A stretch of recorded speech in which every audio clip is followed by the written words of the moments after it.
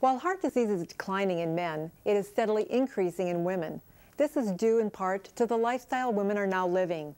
Understanding the risk factors and the way to prevent heart disease is what Dr. Warren Johnston will explain in this segment. Women and heart disease really has been underappreciated. I think it's a public health problem.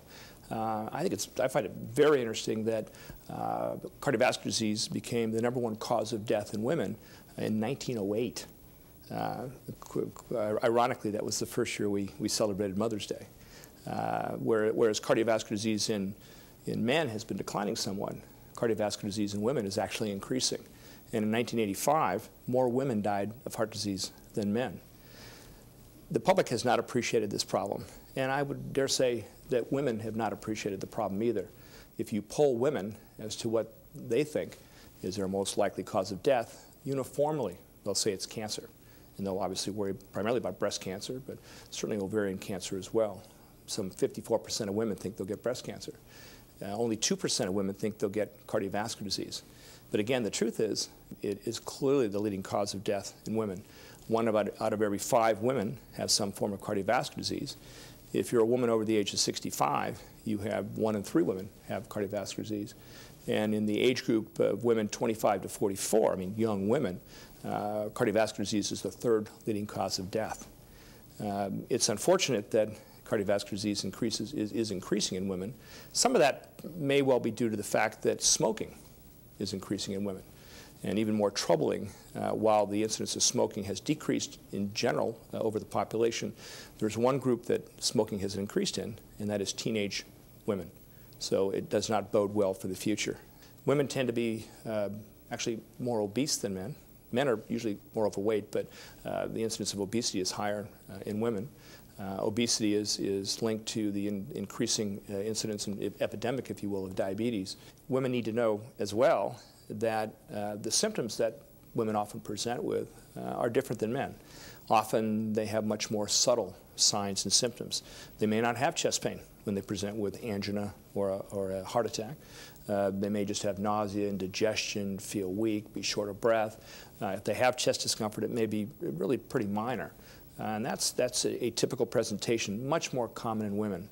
And as a result, and women have often been turned away from emergency rooms saying, no, you can't have heart disease, you're a woman, you're too young. Those symptoms just don't sound like heart disease. And as a result, women actually have less non-invasive testing for the presence of cardiovascular disease than men.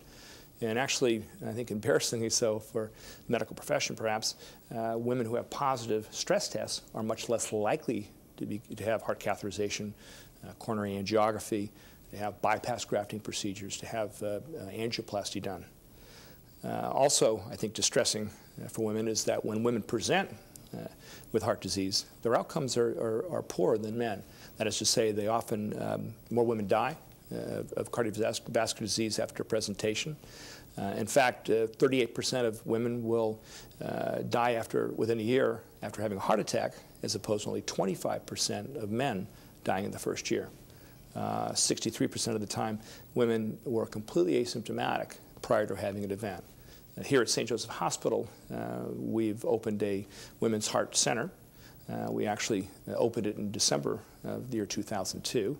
And our task really is to go out into the community and educate women as to their risk, identify women through screening, blood pressure, sugar, cholesterol, and what have you, who may be at risk for this disease.